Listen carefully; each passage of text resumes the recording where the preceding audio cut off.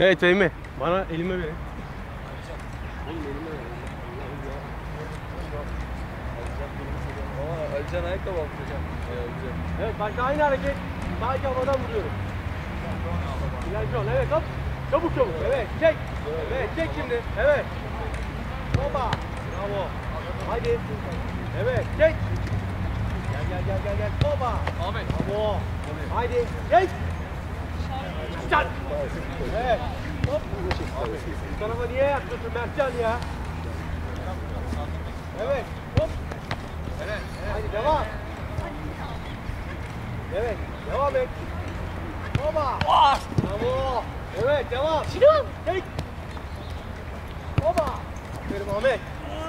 Ne oldu? Çık oradan. Çık. Hop. Var mı bir şey? Yok. Devam. Niye ağlıyorsun o zaman? Evet sakin. Evet gel. Oba. Evet devam. Çek. Evet. Hop. Çok güzel attın benim hatam. Evet.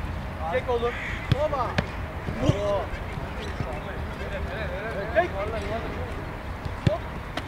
Oğlum niye yapmıyorsun? Hocam saklasam hocam var ya. Heh, tamam.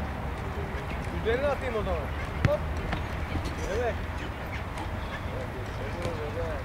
Hayır çek. Çek şu ayakları. Oba. Bravo. Evet çek. Hop. Oh be. Ya. Bakın bu her şey neydi kalecinin. Hop. Güzel. Mertcan. Çek. Evet. At. Hop. Aferin oğluma be. Aferin oğluma be. Evet sona gidiyoruz. Son seri. Evet çek. Evet gel oğlum. Baba. Bravo. Haydi. Baba. Güzel. Ahmet. Evet çek. Evet oğlum. Hop. Bu tarafa yatmıyorsun zaten. Evet. Devam et.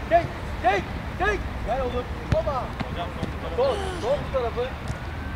Son bir kere değil, tek zaten o. Evet, devam et. Evet, gel. Baba. Bravo, dinlen. Haydi Ahmet. Çek şu ayakları. Baba. Dokun. Baba. O tarafta ödem var. Bu tarafta ne var?